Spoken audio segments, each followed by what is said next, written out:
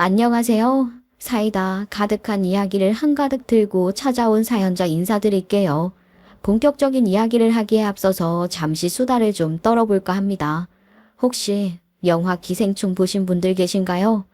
해외에 나가서 크게 상을 받은 만큼 직접 보지는 않으셨더라도 대충 그 영화 내용이 어떤 건지는 아실 분들이 꽤 계실 거라고 생각을 해요. 그런데 있죠? 그게 영화에만 있었던 일이 아니라면 어떠실 것 같으세요? 영화보다 더한 염치 없는 인간들, 개념 없는 인간들이 여러분 주위에서 가족이라는 이름으로 있다면 너무 끔찍할 것 같지 않으신가요? 저는 그 기생충 찰거머리 같은 인간들에게서 벗어난 그 엄청난 이야기를 오늘 들려드리도록 하겠습니다. 그나저나 나는 너 결혼하는 거 쉽지 않을 거라고 생각했었다. 이게 진짜? 야, 내가 결혼을 왜 못하냐? 아니, 그게 아니라 너희 부모님이 당연히 반대하실 거라고 생각했거든. 특히 너희 아버지가. 너희 아버지 사업이라면 아주 질색을 하셨잖아. 그런데 사업하는 집안으로 너 시집 보내신 게 신기해서 그러지. 역시 자식 이기는 부모는 없는 건가? 아빠가 우리 큰아빠 사업하는 거에 질려서 그런 거지. 그리고 우리 시댁은 사업 워낙 오래 해온 집안이야. 걱정할 거 없으니까 우리 엄마 아빠가 허락하신 거지. 제가 결혼한 남자와 그 집안, 그 남자의 집안은 사업을 하는 집안이었어요. 그래서 저와 절친한 친구들은 저희 부모님이 사업하는 집안을 사돈으로 받아들이신 걸 신기해했죠. 저의 큰아빠, 아빠한테는 큰형인 큰아빠가 젊을 적에 사업한다고 선상까지 팔았다가 폐가망신한 적이 있어서 저희 부모님은 더더욱 사업이라면 질색팔색하셨어요. 큰아빠 빼고는 저희 친가나 외가 두 곳 다 교육자 일을 업으로 삼았었죠. 저희 친정집도 교육자 집안이었고 말이에요. 저는 미대를 나와서 결혼을 한 거였거든요. 미대 재학 중에 미술 강사로 열심히 일도 하고 제 작품도 전시하면서 결혼 전까지 제가 가진 모든 꿈을 다 실현했었어요. 그래서 후회 없이 결혼을 할 수 있었죠. 아쉽지 않겠어. 그래도 계속 바깥일 하던 사람이 갑자기 집안일 하려면 그것도 힘든 건데 말이야. 네 친구들도 다들 앞으로는 개인전도 더 많이 할 거고 학원도 차릴 건데 너 괜찮겠어? 내가 뭐 어거지로 하는 건가? 나 정말로 이것도 내 꿈이었어. 현모양처. 나 현모양처의 진수를 보여줄 거야, 엄마. 아이고, 나는 그냥 좀 아까워서 그러지. 너는 참 특이하다. 요즘에 현모양처가 꾸민 사람이 어디 흔하니? 아까워, 엄마 네 재능이.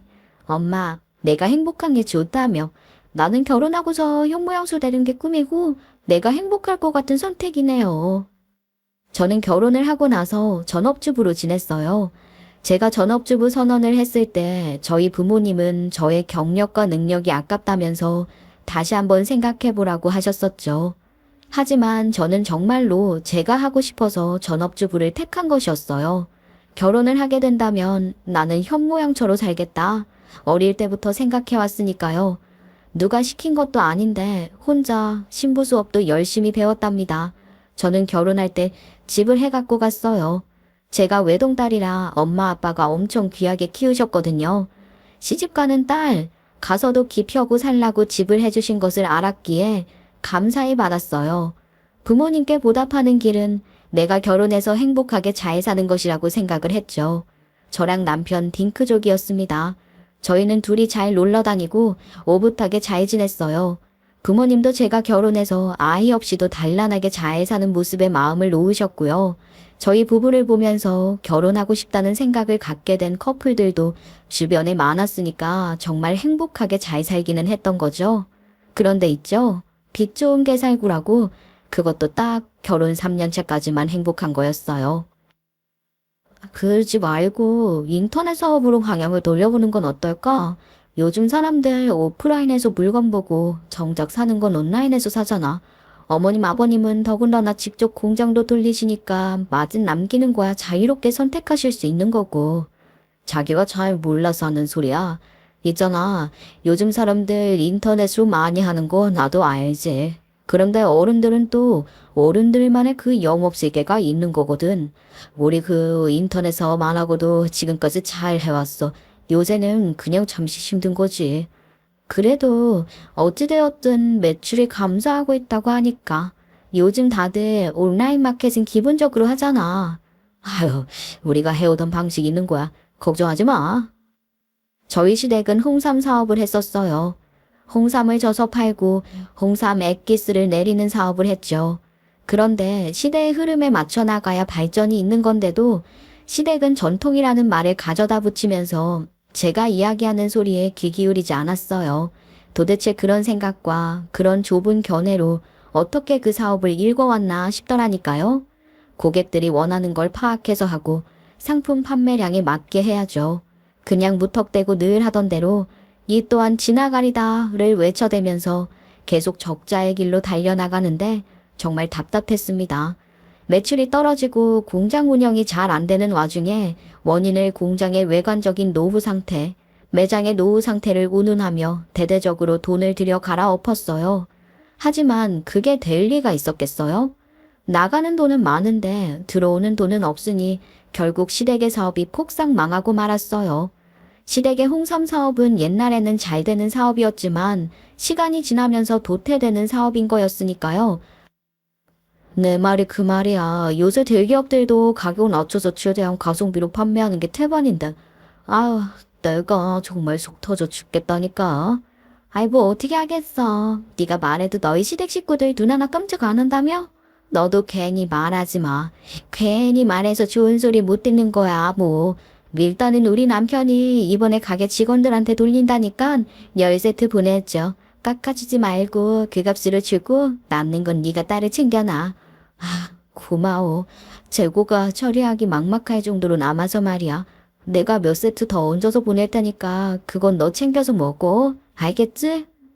사업이 망하면서 재고 남은 것도 제가 나서서 처리하고 팔고 했어요. 시댁 인간들은 자기네들이 얼마나 오래 해온 홍삼인데 그 값에 팔 수 없다고 버텼거든요.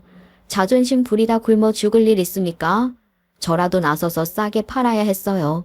대기업들이 얼마나 홈쇼핑이며 인터넷상에서 저렴한 값에 홍삼을 파는데 그렇게 유명하지도 않은 곳에서 대기업 브랜드보다 비싸게 판다? 그것도 홍삼 원액은 조금 넣어서 그건 아주 예전에나 눈 가리고 아웅하며 팔았던 거고 요즘은 저희 부모님도 물건 하나 사실 때 핸드폰으로 검색해보고 사시는데 말이죠. 시댁 식구들은 도대체가 현실을 직시하지 못하고 있었습니다. 남편은 되려 남은 재고를 지인들한테 연락해서 파는 저를 이상하게 몰아가며 그러지 말라고 화를 냈다니까요. 그런 걸 뭐하러 주변 사람들한테 얘기를 해. 동네 중고마켓에도 당신이 우리 홍삼 몰린 거지? 어? 아, 대체 왜 그래? 내가 그러지 말라고 했잖아. 아니 그러면 뭐 어떻게 할까? 그거라도 해야 당장 돈 조금씩이라도 벌어야 할 거 아니야. 저는 시댁 사업 망했을 때도 남은 재고 그거 온라인에 풀자. 싸게 팔고 와 싼값에 해외 온라인 마켓에도 올리자. 그렇게 제안을 한 번 더 했었어요. 그런데 끝까지 고집 부리다가 결국 복구 못하고 진짜 개털되고야 말았죠. 도대체 무슨 고집을 그렇게 부리는 건지 도무지 이해가 안 갔다니까요. 결국 시댁은 잘 살던 집도 처분하고 빌라 같은 작은 집으로 이사가고 말았어요. 그런데 여기서도 문제는 끊임없이 발생했어요. 사업이 부도가 났어도 시댁 사람들은 씀씀이를 고칠 줄 몰랐죠. 왜 그런 거 있잖아요. 잘 살다가 망한 사람들이 자기네들 잘 살았던 시절 기억하고 소비 습관 못 고치는 거 말이에요. 시아버지는 집에서만 지내는데 시어머니와 시누이는 여전히 때 되면 백화점 가서 쇼핑을 해서 왔어요. 참새가 방 앞감 못 지나치듯 말이에요. 어머니, 이거 지금 대체 얼마를 쓰고 오신 거예요? 지금 저희 이럴 상황 아니에요. 예, 아유, 너는 참 서민적인 마인드다. 부자가 망해도 3대는 먹고 산다고 그랬어. 너희 시아버지? 금방 다시 집안 일으킬 사람이야. 맞아요, 언니. 언니는 언니 집에 안 가요? 남들은 시댁 식구들이랑 마주치는 거 싫어서 난린데. 언니는 왜 이렇게 우리 집에 자주 와요? 단소리 할 거면 오지 말아요, 제발. 그리고 엄마랑 나랑 이거라도 안 하면 우리 둘 다 우울증 걸리고 난리 날걸요. 그럼 우리는 숨을 어떻게 쉬어요? 아가씨, 돈 아껴 쓴다고 우울증 걸리고 숨 못 쉬는 거면 대한민국 사람들 절반 이상이 그러겠죠. 막말로 재벌집도 어머니랑 아가씨처럼 흥청망청 돈 쓰진 않겠네요. 저런 일이 정말 비일비재했어요. 시어머니는 상황 파악을 못한 건지 카드를 무슨 쉴 새 없이 긁어댔어요. 그런 모습 보고서 제가 잔소리하면 늘 땡깡을 쳤죠. 저는 절대 저런 거 용납 못하거든요. 돈은 쓸 때 쓰고 모을 때는 모아야죠. 시무랑 신우가 정신없이 쇼핑해서 사온 거 다 뺏어서 환불이라도 하고 오면 고까지 거 얼마나 한다고 사람을 이렇게 개무시하냐고 난리를 쳤었습니다. 그러면서 저한테 뭐 서민 마인드를 갖고 있다고 하면서 자기네들은 다시 잘 일어날 거라고 하는데 진짜 얼탱이가 없었다니까요. 시아버지가 사업을 다시 일으키신다고요? 그럼 좋죠. 그런데 시아버지는 이미 몸과 마음이 많이 지치신 상황이셨어요. 평생을 일고 오셨고 어찌되었든 그 당사자는 그게 영원할 거라고 생각을 하셨을 테니 사업이 무너지면서 충격이 크셨겠죠. 시어머니와 시누이가 상황 파악 못하고 긁은 카드 제가 다 정지시키고 카드 잘라버렸습니다. 그렇게 극단적으로 할 수밖에 없었어요. 안 그러면 집이 진짜 큰일 날 것 같았거든요. 그리고서는 시누이와 시어머니가 저지른 카드값 그거 그 둘한테 책임지게 했습니다. 시어머니와 시누이가 집에 쌓아둔 값비싼 것들을 처분하고 그걸로 메꾸라고 했죠. 그랬더니만 끝까지 처분 안 할 거라고 버티더라고요. 언니 미쳤어요? 이걸 왜 버려요? 그리고 카드값 그거 한 달 정도 밀리면 뭐 어떻다고? 당장 그거 안 찍으면 무슨 일 날 것처럼 이렇게 굴어요? 진짜 엄마 말 틀린 거 하나 없지. 언니 그 서민 마인드 그거 마냥 좋은 거 아니거든요. 아가씨도 서민이에요. 아가씨가 뭐 대통령 딸이라도 돼요 지금? 지금 상황 안 보이냐고요. 지금 우리 사는 집에 아가씨랑 어머니가 싸들고 오고 또 카드 긁어서 산 물건들로 집이 온통 꽉 차 있어요. 부자가 망해도 3대가 산다고요? 이렇게 살았다가는 3대는커녕 3일도 못 가요. 어쨌든 나는 싫어. 언니 정말 일할 거예요? 오빠, 언니 좀 말려봐. 언니 미쳤나봐 정말. 내가 미친 게 아니죠. 아가씨가 미친 거죠. 현실이런데 도대체 왜 철없는 행동만 하는 거예요? 사연을 적으며 그때 일을 떠올리는데 정말이지 지금도 뒷목이 당기네요. 시어머니랑 시누이는 툭하면 서민 마인드라는 소리를 저한테 해댔답니다. 누가 들으면 귀족이라도 되는 줄 알 거예요. 저는 시어머니랑 시누이가 쇼핑을 해서 올 때마다 그거 처분하던가 아니면 시누이 보고는 숙식되는 일자리 찾아서 돈 벌어서 쇼핑하라고 짐 싸들고 집에서 나가라고 했어요. 그랬더니만 그제서야 울며 겨자 먹기로 한두 개씩 팔더라고요. 그런데 제가 시누이랑 시어머니 붙잡고 아등바등하면 뭐 하냐고요? 바가지가 또 새고 있는 걸 말이죠. 조금만 시간 지나면 분명히 다 제자리 찾을 거야. 사람이 너무 그렇게 전전긍긍하면서 발만 굴러봐라. 될 일도 안 되는 거야. 부정탄다니까. 다 사람마다 때가 있는 거네요. 그거는 상황이 그렇게 되어갈 때 할 수 있는 말인 거지. 지금 우리 상황에서 때가 오겠거니 하고 손 놓고 있으면 그게 일이 되겠어? 내가 당신 마음의 상처 컸던 거? 그거 무시하거나 모른 체 아닌 게 아니야. 그래도 언제까지 그렇게 충격이었다 힘들었다 하면서 앉아만 있을 순 없잖아. 여보, 당신 진짜 말 되게 서운하게 한다. 내가 그냥 막연히 앉아있는 것 같아? 나도 다 생각이 있는 놈이라고. 내가 알아서 할 거니까 당신은 좀 놔둬. 새는 바가지는 다름 아닌 남편이었어요. 시아버님과 함께 일했던 저희 남편도 사업이 무너지면서 집에서 놀고 있는 상황이 되었죠. 사업이 기울면서 남편도 당연히 백수가 된 거잖아요. 그것까지는 상황이 그런 거니까 이해할 수 있고 괜찮았어요. 갑자기 일자리가 사라졌으니 뭐 별 수 있나? 저 사람도 마음의 상실감이 크겠구나 하고 말입니다. 그런데 남편도 자기 엄마랑 여동생이랑 다를 게 없었어요. 돈 쓰는 그 버릇 못 고쳐서 카드를 시원시원하게 긁어대더라요. 그렇게 한 번, 두 번 긁은 게 쌓이면서 갚을 수 있는 범위를 넘어가 결국은 신용불량자가 되고 말았어요. 시댁에는 더 이상 뭘 팔 물건도 없었고 남편 역시도 당장에 돈 나올 구멍은커녕 돈을 메꿔야 하는 상황이었으니 말입니다. 솔직히 상황이 저 정도로 몰리면 사람이 없던 정신까지 차려서 뭐라도 하려고 해야 하는 게 정상이잖아요. 그런데 여기서 제가 더 미치고 발짝 뛰었던 건 남편은 그렇지 않았다는 거였어요. 나라에서 주는 무슨 장려금 있잖아요. 그걸 남편이 처음 타보게 되었는데 이 인간이 정신 나간 짓을 하더라고요. 뭐 지금 드라마 찍어? 드라마처럼 이게 잠깐 망했다가 다시 집안이 일어날 거라는 그런 확실한 상황이야? 여보, 제발 정신 좀 차려. 나 지금 어머니랑 아가씨 때문에도 머리 아파 죽겠어. 친정에서 돈 갖고 오는 것도 더 이상은 죄송스러워서 못해. 그런데 당신은 지금 그 돈으로 무슨 짓거리를 한 줄 알아? 뭐고? 어차피 나라에서 그거 돈 쓰라고 준 거잖아. 아, 쓰라고 준 거 내가 쓴 건데 그게 무슨 잘못이라는 거야? 엄마 말대로 당신 너무 돈 씀씀이가 소심해. 아, 사람이 돈을 써야 다시 돈이 들어오지. 아우, 정말 속 터져 죽겠네. 또 그 소리야? 속 터져 죽을 것 같은 사람은 나야 나. 그리고 뭐 당신이 하는 말이 지금 말이 되는 거라고 생각해? 그래, 돈을 쓰라고 줬겠지. 그런데 누가 그딴 데 쓰라고 줬겠냐고. 그거는 나중에 돈 다시 벌 때 얘기해.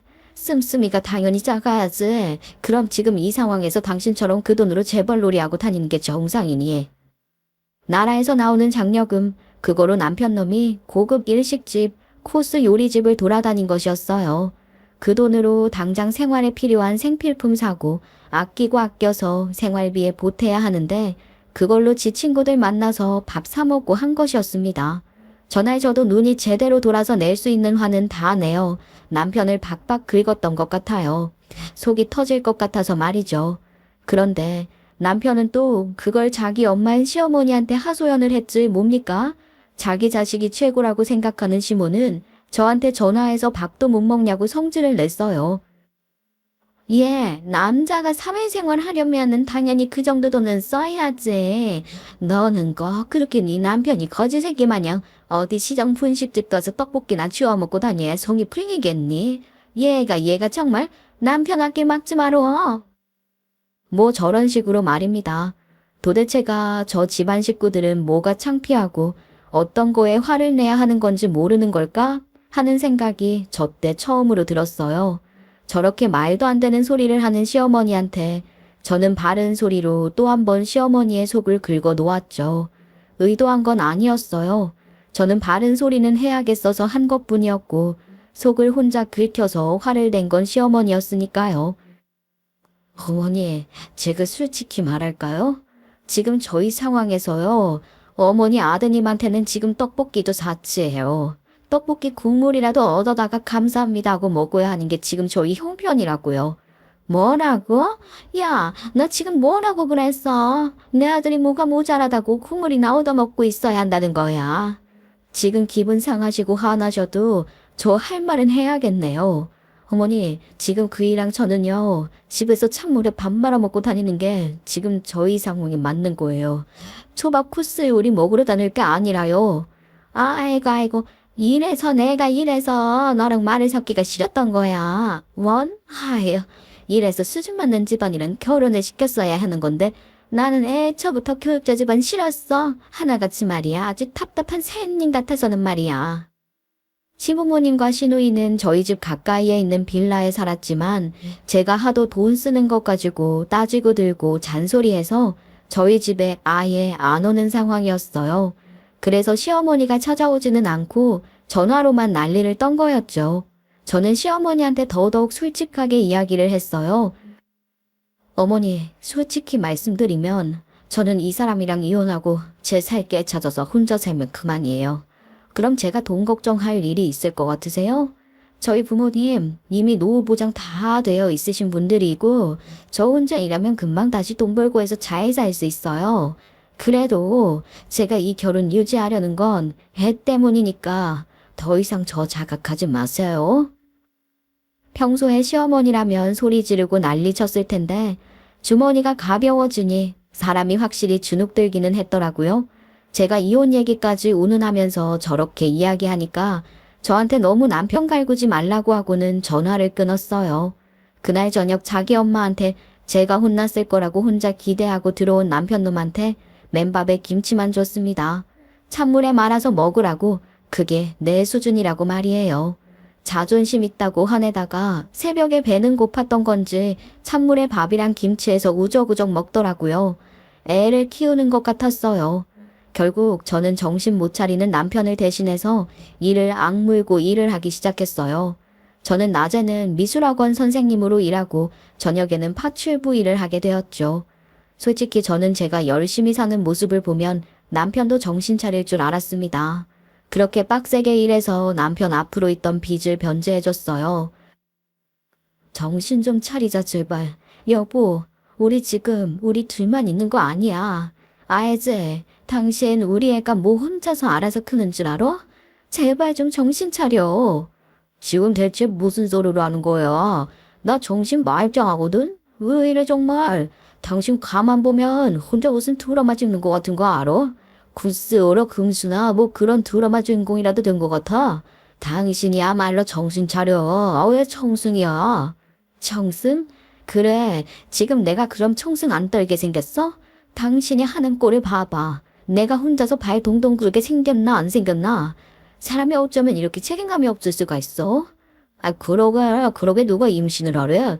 임신한 줄도 모르고 일 다닌다고 밖으로 싸돌아다닌 당신 잘못이 제일 큰 거 아냐? 내와 애를 뱃속에 데리고 있었던 건 아니잖아. 안 그래? 그게 지금 할 소리야? 마음 같아서는 당신 갖다 버리고 갈라서고 싶어. 나라고 당신이 하나부터 열까지 따져서 사는 거 아니니까 행동것이 똑바로 해. 애 밥이랑 약 잘 먹이고. 딩크족이었던 저희 부부한테 뜻밖의 선물이 찾아왔었죠. 아이가 생긴 것이었습니다. 아이를 키우는 마당에 일단은 누구 돈이 많이 나갔냐를 떠나서 집안 경제를 안정적으로 만드는 게 급선무였기에 저는 정말 열심히 일을 했어요. 그런데 지 와이프가 밤낮 없이 일을 해서 지 빚까지 갚았는데 남편 놈은 정신을 못 차리더라고요. 남편한테 말한 그대로 능력 없고 생각 없는 남편 놈 갖다 버리면 그만이죠.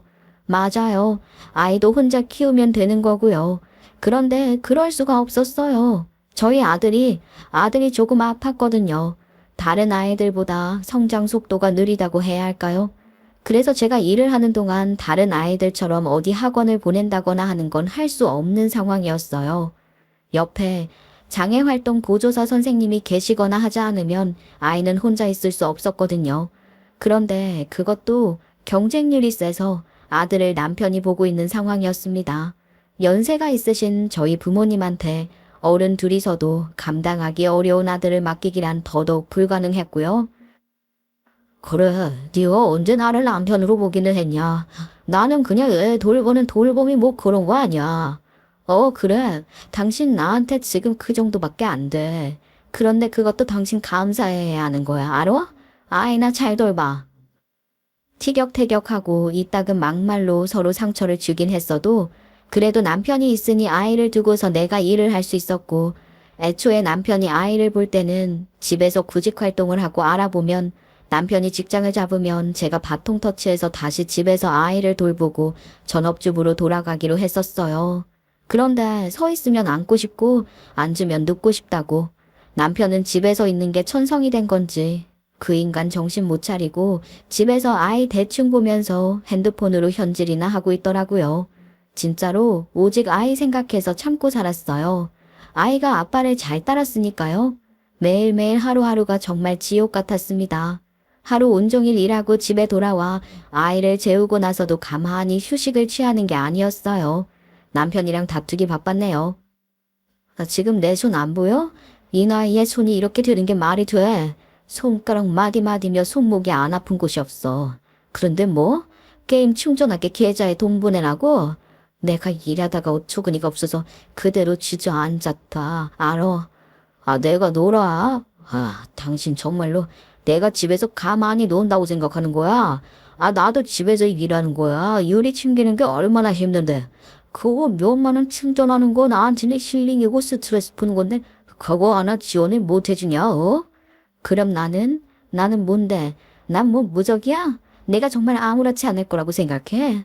나도 힘들어. 남의 집 가서 설거지하고 청소하고 집에서 또 그 짓거리를 반복해. 나는 괜찮은 줄 아냐고.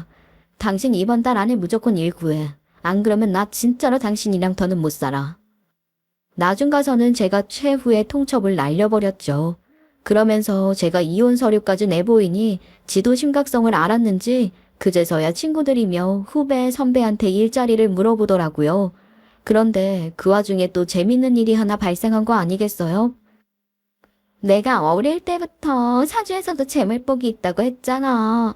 엄마 기억하지? 엄마가 나 낳고서 스님한테 가서 물어봤었다며. 이게 다 내가 타고난 사주팔자 덕이라니까. 아이고 그러기 말이야. 세상에 우리 딸내미가 집안을 일으키겠네. 너는 능력도 좋다. 엄마, 내가 능력이 좋은 게 아니라 타고난 외모가 워낙에 좋으니까 이렇게 결혼을 잘하는 거지. 그래서 나 결혼하는데 우리 집에서는 뭐 해줄 거예요? 그 재미있는 일은 신우이의 결혼 소식이었어요. 신우가 결혼을 한다고 하더라고요. 신우이의 결혼 상대는 재미교포 투자자였죠. 시어머니는 당신 딸이 좋은 남편감 잘 물어왔다고 좋아했어요. 그러면서 다시 집이 일어설 수 있을 거라 기대도 했죠. 아주 한껏 말입니다. 그러면서 신우이는 아예 대놓고 뭔가를 바라기 시작했어요. 자기가 재미교포랑 결혼하면 분명 집안 일으킬 건데 자기한테 그래도 명목상 뭐라도 좀 해줘야 하는 거 아니겠냐면서 말이에요. 집에서 뭐라도 해줘야 하는 거 아니냐고 얘기가 오갔지만 저는 모른 척 했어요. 솔직히 제가 돈이 어디 있겠어요. 버는 족족 다 남편 빚 갚는데 썼는데 말입니다. 그런데 시어머니는 저한테 은근히 바라는 투로 말을 하더라고요. 안 봐도 비디오였죠. 신우이가 자기 결혼할 거라고 얘기 꺼내고서는 자기 엄마한테 새언니 보고 얘기해보라고 옆구리 찌른 게 뻔했죠. 시어머니는 자기 딸의 성화 플러스 진짜로 사위 잘 얻어서 집안 잘 필 거라는 기대감에 저한테 저희 친정에 좀 도와달라고 말을 하라고 하더라고요. 뻔뻔하게 말입니다. 아예 막말로 사돈댁에서 우리 힘들 때 뭐 크게 해준 건 없잖니. 이 기회에 우리 서포트 좀 부탁드려봐라. 우리가 다시 잘 일어서면 그 돈 그거 다시 못 뱉어내겠어? 네. 아니 우리 좀 도와달라고 너희 친정에 얘기 좀 해보려고. 아유 너는 젊은 애가 귀가 안 좋니? 아니면 뭐 일부러 못 알아듣는 척 하는 거야. 너희 친정에서 솔직히 뭐 한 게 있니? 손주도 어디서 모질한 애를 낳아가지고 어휴 집안 대도 못 있고. 다른 건 몰라도 내 새끼 건드는데 눈이 돌았어요. 어떤 엄마가 내 새끼 건드는데 눈이 안 돌겠어요. 저 말도 너무 어처구니 없지 않나요? 손주라고 뭐 모자라게 낳았다고요? 애는 뭐 저 혼자 낳았냐고요? 그리고 저희 친정을 운운하면서 저희 친정이 무슨 죄인인 것처럼 저렇게 말을 하는 것도 더더욱 열이 받았죠. 어쩌면 사람들이 저렇게 개념이 없을 수 있을까요? 온몸이 덜덜 떨리는 것도 모자라서 목소리까지 덜덜 떨리더라고요. 저는 일단 냉수 한 잔 벌컥벌컥 마시고서 탁 내려놓고 시어머니를 잡아먹을 듯 노려보며 이야기했습니다. 어머니, 저희 친정에서 해준 게 없다고요? 어머니랑 아가씨가 집 망하고서도 막 긁어대던 카드값 절반? 저희 친정에서 갚은 거나 마찬가지고요. 어머니 아들이 집에서 놀고 먹을 때 그래도 사위라고 자존심 만상하게 달러보겠다고 저희 부모님 어머님 아들 좋아하는 와인이며 바리바리 싸들고 와서 달래기 바쁘셨어요. 그런데 뭐요? 저희 친정에 도와달라고 하라고요? 야, 나 지금 뭐야? 나 지금 나 째려보는 거니? 네, 째려보는 거죠. 그리고 어떻게 저희 애 걸고 넘어지세요? 저희 애가 뭔 함이에요? 어머님 손주예요, 손주. 그리고 애는 저 혼자 낳았어요? 애 아빠가 술이며 담배 허거나 물고 사니까 애한테 좋을 게 없죠.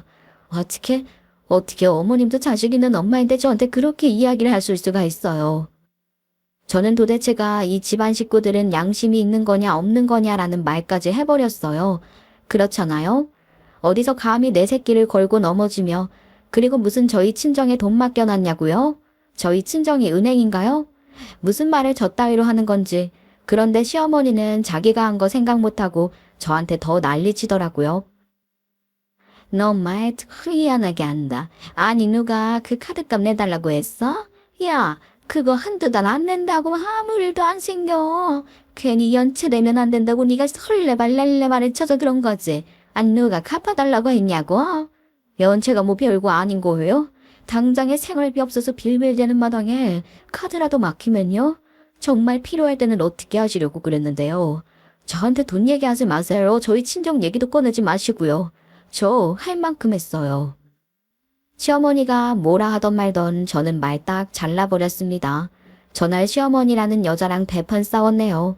제가 거의 집안을 뒤엎어버리고 나와서인지 그 뒤로 시어머니는 조용하더라고요. 그런데 이번엔 남편 놈이 지랄이더라고요.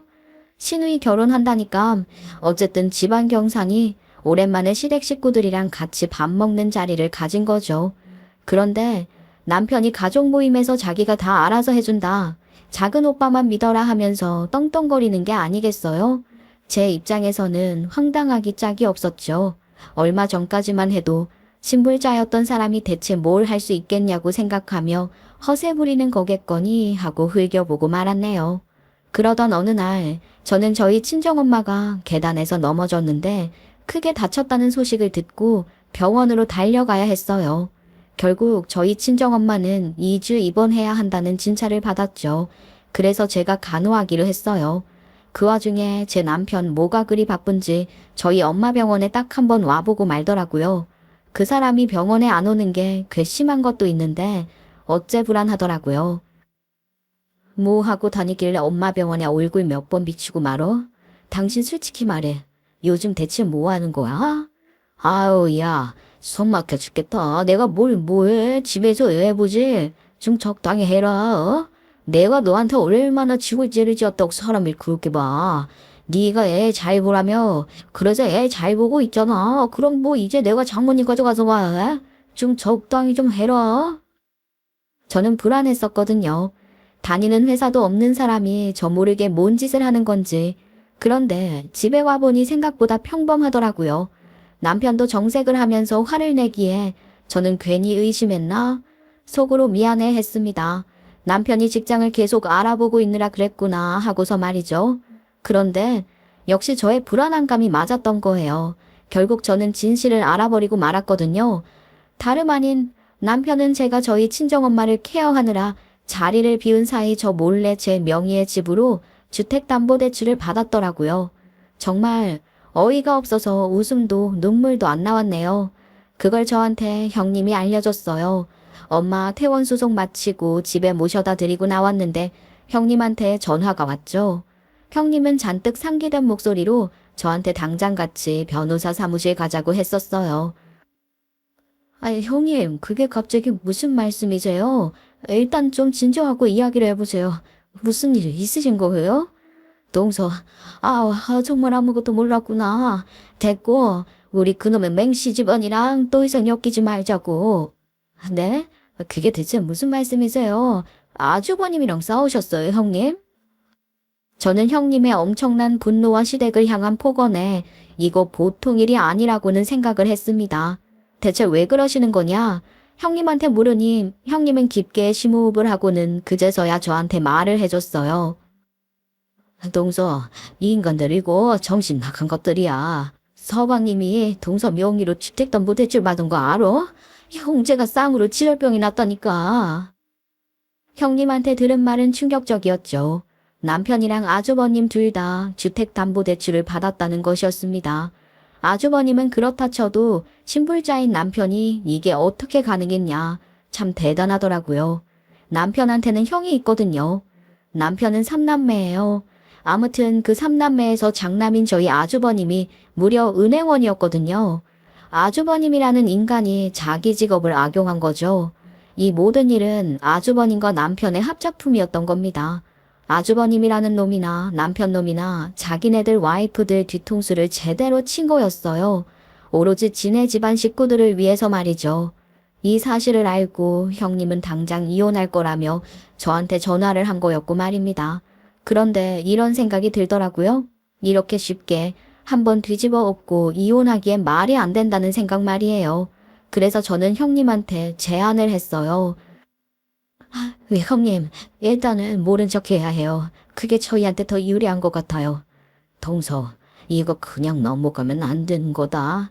그냥 넘어가려고 지금 나한테 모른 척 하자고 하는 거면 동서 생각 잘못하는 거야. 애 생각해서라도 당장 이혼해야 해. 그럼요 형님, 저 모른 척하고 넘어갈 생각 없어요. 그냥 좀 제대로 그것들 벌주고 싶어서 그래요. 저는 일단 모른 척 하자고, 꼭 모른 척 해야 한다고 형님한테 신신당부를 했죠. 곧 시댁에서 제사가 있었기에 저는 그걸 노린 거였어요. 모두가 모였을 때 남편이라는 놈과 아주버님이 한 짓을 터뜨린 거죠. 제사 다 지내고 다 함께 모여서 밥 먹을 때 저는 미리 준비해둔 녹음기를 켰어요. 형님은 자기는 모른 척 하기는 할 건데 그 집안 인간들 얼굴도 보기 싫다고 핑계대고서 친정에 있는 상황인지라 저 혼자서 적의 소굴에 들어선 거나 마찬가지였죠. 자기야, 내 명의집으로 주택담보대출 3억 받았더라? 그거로 뭐 하려고? 남편은 당황해 했어요. 그전까지 맛있게 처먹던 갈비를 내뿜을 정도로 말이에요. 그런데 그런 자리에서 밥 먹다가 제가 담담하게 물으니까 그렇게 긴장이 안 됐나 봐요. 눈치 없는 시어머니는 기뻐하며 말하더라고요. 자기 아들들한테 도대체 무슨 일이 일어날지 전혀 짐작도 못한 채 말입니다. 저 때 이 악물고 차분하게 말하느라 저 10년은 늙었었네요. 어쩐지 정민이가 막내 동생 집 팔려고 3억 해왔는데 그얘 네가 대출해준 거였구나. 아, 며느리가 최고네 최고야. 네가 아들들 낳기를 잘했지. 정민이는 집 팔라고 3억 주고 정환이는 혼수랑 비상금 해두라고 또 3억 주고 아유 내 아들 새끼들이지만 참 멋있어. 저는 화가 나는 것을 참고 이것저것 물어봤어요. 녹음기까지 준비한 마당에 증거는 정확히 모아야 했으니 말입니다. 일부러 최대한 부드럽게 말했어요. 아, 아가씨 집 하라고 한 거였어? 왜 나한테 말도 안 하고? 아니, 나는 다 당신이 싫어할 것 같아서. 그래도 일단 나한테 말하지 그랬어. 아우, 나 진짜 깜짝 놀랐었잖아. 저렇게 최대한 부드럽게 말하는 저를 보면서 남편은 지 형이랑 눈을 주고 봤더라고요. 그리고는 자기네 형제가 한 미친 짓거리를 듣고도 제가 화를 안 내니까 눈치를 봐가며 또 신이 나서 떠들대요. 뭐가 좋다고 웃으면서 말입니다. 당신 덕분에 내가 아주 오빠 노릇한다. 그래요, 잘수씨. 저랑 이놈이 결혼 잘한 거죠. 와이프들 덕에 오빠 노릇했습니다. 그 와중에 정신 나간 시어머니는 자기 큰아들인 아주버님한테 저 대출이라는 거 제 명의로 더 받아낼 수 있지 않냐. 그거로 혼수도 좀 더 얹어서 하자고 상대방 부모기를 눌러놓고 결혼해야 자기 딸이 편하게 산다고 그러더라고요. 저는 혼신의 연기를 다해서 아주버님한테 나 없이 대출이 승인이 가능하냐고 물어봤죠. 아주버님이라는 놈은 가족이니까 된다는 식으로 말을 하더라고요. 그 얘기를 듣고서는 시무, 남편, 신우 신나서 저한테 막 떠들어대더라고요. 여러분 혹시 그런 느낌 아세요? 현실인데 꼭 만화같이 느껴지는 그런 순간 말이에요. 저한테 떠들어대는 시댁 식구들, 주둥이가 제 눈에 확대되어서 보이는 것처럼 느껴졌어요. 하나하나 다 주둥이를 쥐어 뜯고 싶더라고요. 그러면서 대출 더 받으면 어떻겠냐고 하는데 그 말에 저는 결국 폭발하고야 말았죠. 상까지 엎어버렸습니다. 마치 영화의 한 장면처럼 시댁 인간들이 제가 엎어버린 상에서 흩날리는 음식물을 얼굴이며 머리에 맞아서 난리를 떠는 게 하찮게 보였네요. 듣자 하네 이것들이 뭐 하는 짓들이야. 이 기생충 같은 것들이 뭐가 어쩌고 어째? 대출 또 받아? 와, 정신이 나가듯 제대로 나갔네. 뭐, 대출 또 받아? 왜? 그냥 모르는 사람들 전부 다 구해다가 돈 싹 땡겨보지. 와, 너네 진짜 겁도 없다. 겁도 없어. 뭐? 가족이라서 대출이 돼? 당사자인 내가 그걸 몰랐는데 그게 어떻게 합법이야? 여보. 아, 당신 갑자기 왜 이래? 미쳤어? 그래, 미쳤다. 너도 어디 한번 너랑 네 집안 식구들 같이 정신 나간 것들이랑 살아봐. 너 정말 안 되겠다. 너는 진짜 이대로 두면 안 되겠어. 그렇게 저는 시댁을 뒤집어 엎고 나왔죠. 저는 녹음한 것을 토대로 기생충 같은 시댁을 응징하기로 했어요. 형님과 함께 바로 실행에 옮겼죠. 일단 남편이나 아주버님 둘 다 상대 배우자에 대한 동의 없이 대출을 받은 거잖아요. 심지어 남편 놈은 제가 구해온 제 집을 담보로 대출을 받은 거고 말입니다. 저는 이걸 무기로 삼아 녹음한 걸 증거로 곁들여 변호사를 선임한 뒤 제대로 조지기 시작했어요. 자기네들 와이프 몰래 남편 놈은 제 명이랑 제가 소유한 집을 담보로 총 4억 원대 대출을 받았고 아주버님 역시 형님 명의로 3억가량을 받았거든요. 아무리 부부관계라고 해도 명예도용이거든요. 더군다나 아주버님은 더 큰일이 난 게 자기가 은행원이라는 이유로 자기 은행 대출 시스템을 어찌되었든 악용한 거잖아요. 제가 저 사건을 고소하면서 형님도 고소를 했고 그게 아주버님 은행 자체에까지 연락이 돼서 말 그대로 난리가 난 거죠. 그 인간 그거 지 회사에서 잘렸다고 나한테 울고불고 난리를 떨더라고. 양심이 없는 거지. 양심이 있고 정신머리가 그나마 제대로 박힌 놈이면 지가 한 짓이 있는데 나한테 난리를 떨기나 했겠어? 당연히 아주버님은 회사에서 잘렸고 남편이랑 아주버님 둘 다 저랑 형님 명의 도용해서 받은 대출금에 우리한테 정신적 손해 끼친 거 각 5천만 원씩 추가해서 배상해야 한다는 판결이 났어요. 남편은 저한테 4억 5천, 아주버님은 형님한테 3억 5천을 줘야 하는 상황에 놓였죠. 그리고서 이혼까지 진행하게 되었으니 그 집안 아주 그냥 개판 난리가 난 거예요. 그런데 사실 신우 인연도 정신머리 나간 거잖아요. 지네들 오빠들이 그 대출 어떻게 받아서 돈 준 건지 뻔히 알면서 이기적인 년이 결혼 잘해보겠다고 꿀꺽한 건데 신우이도 참교육 해줘야죠. 저랑 형님은 신우가 결혼한다는 남자한테 신우의 진짜 실체를 다 까발렸습니다. 그날은 신우같이 결혼할 남자랑 명품 매장에서 쇼핑하고 있다는 사실을 알게 된 날이었고 저와 형님은 거기로 들이닥쳤어요. 아가씨는 참 대단하네요. 아가씨 오빠들 둘 다 소송당하고 난린데 동생이라는 년이 지는 그 돈 절대 못 내준다고 하면서 우리 연락 다 거절하고 와, 그 돈으로 지금 쇼핑하고 있는 거예요? 아, 아니래. 지금 뭐 하는 거예요? 오빠, 이거 믿지 마, 듣지 마. 새언니들이 지금 오빠들이랑 이혼하면서 괜히 나한테 시비 거는 거야. 시비요? 아가씨, 내가 아가씨한테 우리 돈 받아내겠다고 내가 사랑까지 붙였어요. 지금 무슨 말을 하는 거예요? 거의가 없어서. 저는 신우이한테 그 돈 받아내겠다고 사람 붙여서 신우이 행적을 파악했었어요. 연락을 받아야 말이죠. 그렇게 그날 쇼핑하는 거 들이닥쳤을 때도 신우이라는 거 거기 직원들한테도 갑질하고 있더라니까요. 저랑 형님이 들이닥쳐서 우리 명의 도용해서 대출받은 돈으로 쇼핑하는 거냐? 우리 돈 돌려주지 않으면 당신도 공범으로 인정돼서 고소당할 거라고 윽박질러댔는데 그 와중에 지 예비 남편한테 저랑 형님이 자기 모함하는 거라고 저딴 뻥을 또 친 거죠. 그런데 아무리 봐도 뻥치는 건 신우거든요. 그러니까 거기 직원들도 안면 싹 바꾸더니 신우이랑 신우 남편 될 사람한테 나가달라고 하더라고요. 그러면서 다 들리게 속닥거리면서 개뿔 아무것도 없는 여자였잖아 하면서 재수없다고 하는데 너무 통쾌했어요. 그렇게 매장 밖으로 쫓겨나서 어벙벙해져 있는 신우 남편 될 사람한테 저랑 형님은 진실을 마저 말했죠. 결혼하려고 하는 이 여자가 갖고 온다는 돈, 집, 그거 우리 명의 도용해서 불법으로 대출받아서 마련한 돈이에요. 범죄자랑 결혼하는 거 감당되겠어요?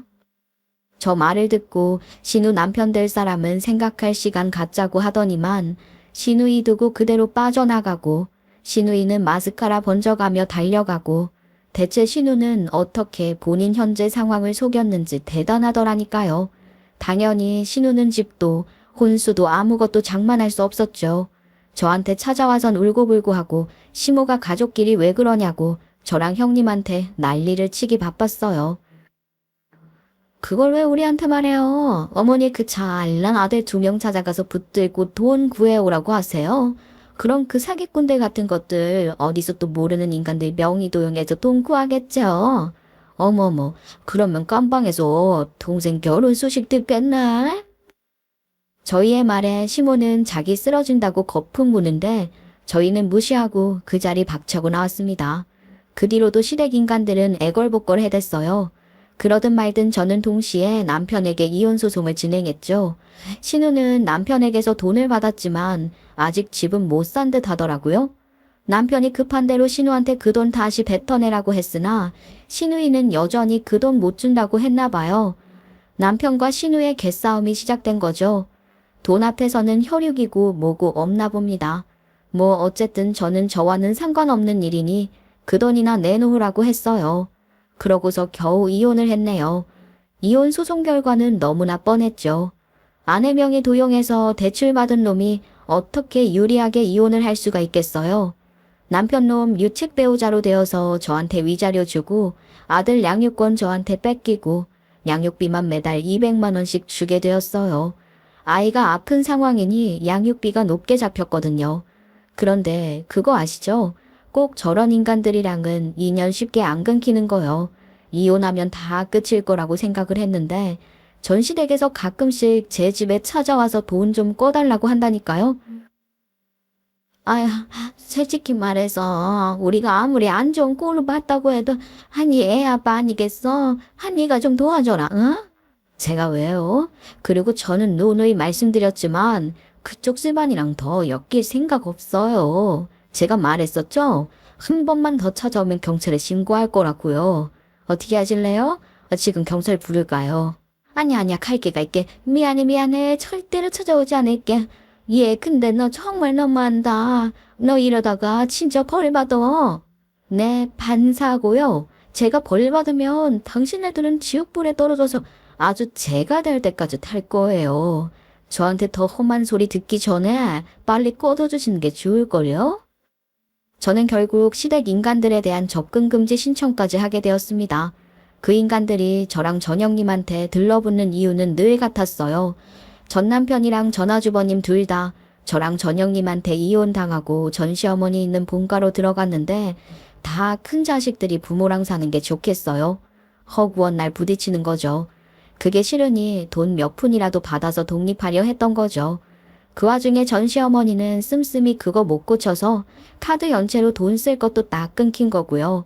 그렇게 저한테 서민마인드 어쩌고 하더니만은 저한테 돈 빌려달라고 찾아올 때 보니까 자기네들이 그렇게 무시하던 시장에서 산 떡 2팩이랑 검정 봉지에 담은 과일 들고 찾아왔더라니까요. 좀 도와달라면서 말이죠. 그나마 다행인 건 접근 금지 신청한 뒤 요즘은 안 찾아와요. 제가 전 시댁 인간들을 마지막으로 봤을 때 전 남편이랑 전화주버님 둘이서 나란히 공사 현장에서 일용직하고 있다고 하더라고요. 전 시어머니는 돈 쉽게 벌겠다고 다단계 했다가 돈 더 날렸다고 했고 말이죠. 전 시누이 말 없는 거 보면 결국 결혼은 못한 듯하대요. 보면은 다 자기네들이 한 거 그대로 받는 것 같다니까요. 여러분은 어떻게 생각하시나요? 자업자득이라는 말. 전 시댁 인간들한테 딱 맞는 말 같죠. 저는 자업자득에서 늘 좋은 득을 하기 위해 앞으로 남은 인생도 정의롭게 살아가려 합니다. 우리 아들과 함께 말이에요. 여러분도 늘 득으로 돌아오는 인생을 사시길 바라며 저는 이만 글을 마칠게요. 이야기 들어주셔서 감사합니다.